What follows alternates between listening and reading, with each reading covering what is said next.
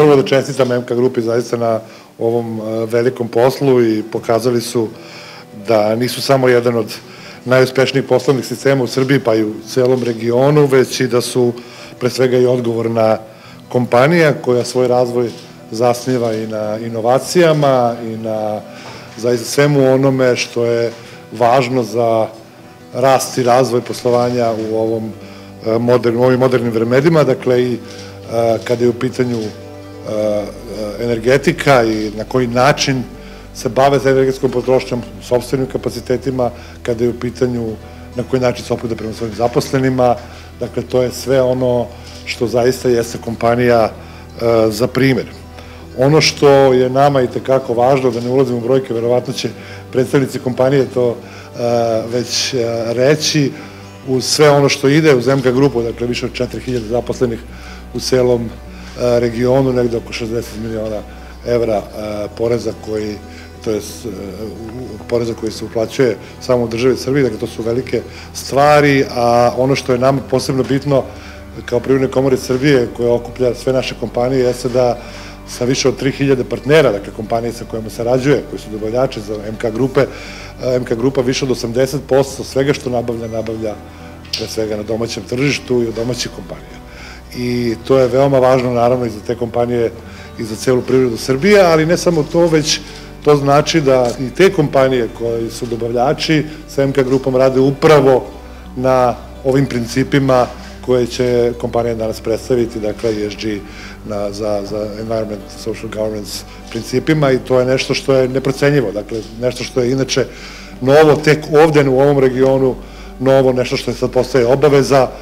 Ukoliko se ne budemo držali i to je naučili da radimo kao što radi kompanija MK Grupa, može nam se vrlo lako desiti da ne možemo da izvozimo na tržište Ruske unije i to bi moglo biti veliki problem. Zato je važno da svoje znanje i svoju kompetenciju u ovoj oblasti MK Grupa prenosi na svoje dobavljače.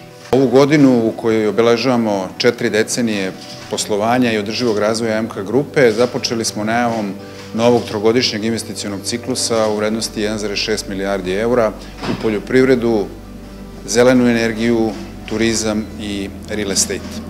Godinu završavamo predstavljanjem ESG izveštaja za prethodnu godinu i strateških ciljeva u oblastima zaštite životne sredine, društvenog uticaja i korporativnog upravljanja. Kada pogledamo unazad iza nas, možemo da budemo zadovoljni sa napretkom koji smo ostvarili u sve 3 oblasti. Od 2020. smanjili smo emisiju CO2 za 65.000 tona, a planiramo dalje smanjenje za 25% do 2026. i naravno krajnji cilj ostaje karbonska neutralnost u dalekoj budućnosti. Što se tiče našeg fokusa, naš fokus ostaje na kreiranju pozitivnog radnog okruženja, razvoju zaposlenih, i to se potvrđuje i kroz indeks angažovanosti, kroz razne ankete zadovoljstva zaposlenih. Što se tiče stalno zaposlenih, čak 50% čine žene, a u upravljačkoj strukturi 40% su trenutno žene sa ciljem da do 2026. dođemo do 50% žena na rukovodećim pozicijama. Kao odgovoran poslodavac ostajemo posvećeni unapređenju kvaliteta života u zajednicama kojima radimo i s tim u vezi planiramo da izdvojimo 5 miliona evra za narednih 5 godina za društveno odgovorne projekte. Ostvarenje ovih ciljeva, kao i ambicije koje imamo za naredni period, dovoljno govore o integraciji, odnosno integrisanju ESG strukture i upravljanja materijalnim temama u korporativno upravljanje.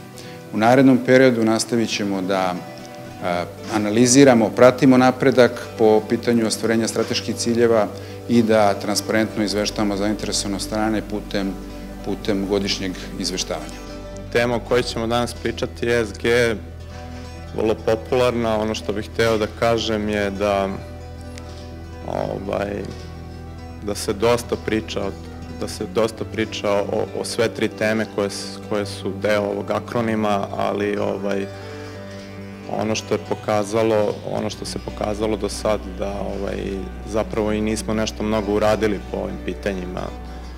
Svaka čast pojedinačnim inicijativama, kao što je inicijativa MK Grupe, i pojedinih kompanija, ali činjenica da se problemi gomilaju, činjenica je da imamo i dalje ogromno učešće korišćenja energije iz fosilnih izvora i činjenica je da mnogo više treba da uradimo svi zajedno i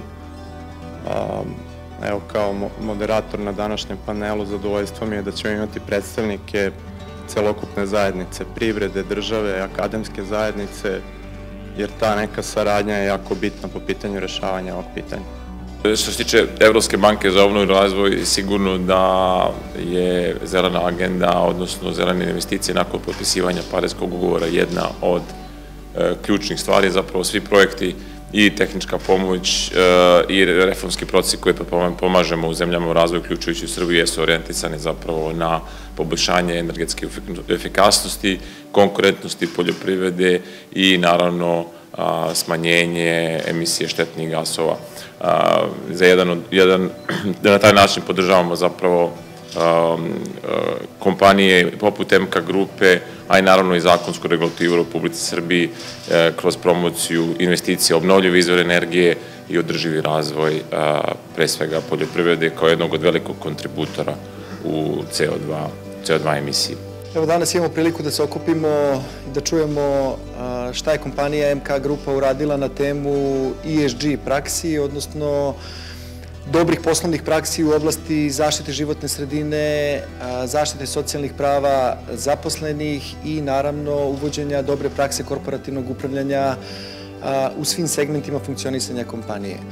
Što se tiče zaštite životne sredine, u najkraćim crtama Srbija kreira na godišnjem nivou prema nekim procenama 62 miliona tona CO2, odnosno ugljen dioksida, i po tom indikatoru Srbija po glavi stanovnika jeste iznad proseka na nivou sveta i zbog toga je važno da kompanije kao što su MK grupa, ali naravno i drugi veliki sistemi, naročito u oblasti proizvodnje električne energije, prerade čelika, velikih industrijskih postrojenja, uvedu najbolje prakse u oblasti ekologije, odnosno zaštite životne sredine. I recimo jedan od interesantnih projekata koji kompanija MK grupa praktično realizuje jeste agrosolarna elektrana u Kuli, 660 megavata na 770 hektara, gde je ideja naravno da koristeći solarnu energiju, odnosno sunčevu energiju, a ne uzurpirajući poljoprivredno zemljište, samo ova kompanija kroz ovaj projekat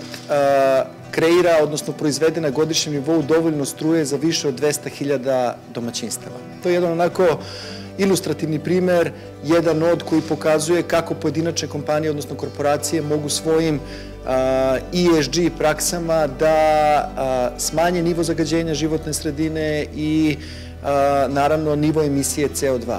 Takođe želim da vas podsjetim da Srbija kao i druge treće zemlje koje još uvek nisu u Evropskoj uniji od 1. januara 2026. godine kompanije iz Srbije koje uvoze svoje proizvode u EU morat će da plaćaju ekološki porez, odnosno zeleni porez ukoliko ne koriguju emisiju CO2, odnosno carbon print do te tačke. Do 1.1.2026. godine sve kompanije iz Srbije koje izvoze u EU imaju obavezu reportinga, odnosno izveštavanja. Od 1.1.2026. godine će imati obavezu da jednostavno smanje nivo CO2, da ne bi plaćali ekološki porez i da ne bi bili cenovno nekonkurentni na EU tržištu.